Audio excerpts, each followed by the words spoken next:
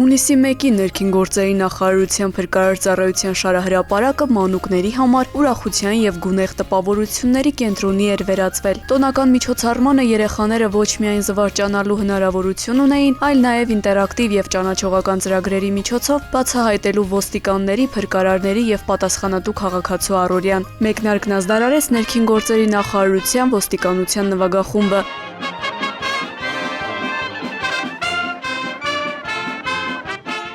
Հայտնի մյուզիքլների եւ սիրված ստեղծագործությունների կատարումները հրապարակին հաղորդեցին տոնական շունչ եւ բարձր տրամադրություն։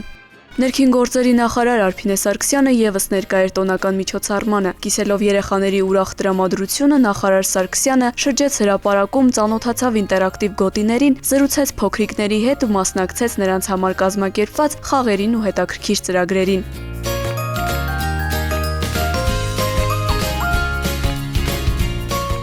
Փոքրիկներին սպասում էին բազմաթիվ անակնկալներ, ճանաչողական եւ իրազեկող խաղեր, թեմատիկ մրցույթներ, հետաքրքիր առաջադրանքներ, նվերներ, ինչպես նաեւ լուսանկարվելու համար հատուկ անկյուններ։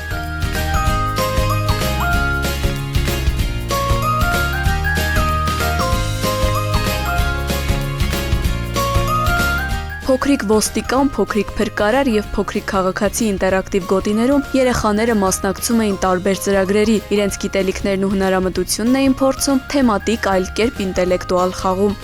Նաեւ ծանոթանում էին նոր կենսաչափական անձնագրին եւ անձնագրավորման գործընթացի առանձնահատկություններին։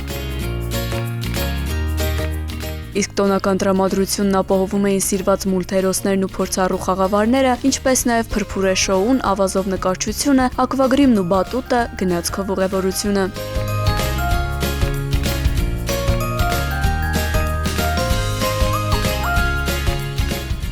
Ժպիտներով, վառ տպավորություններով եւ անմոռանալի պահերով լի օրը հերթական անգամ փաստեց, որ անվտանգ պետությունում երեխաները կարող են եւ պետք է ունենան անհոգ մանկություն, համարձակորեն բացահայտեն աշխարհը եւ վստահությամբ նայեն ապագային։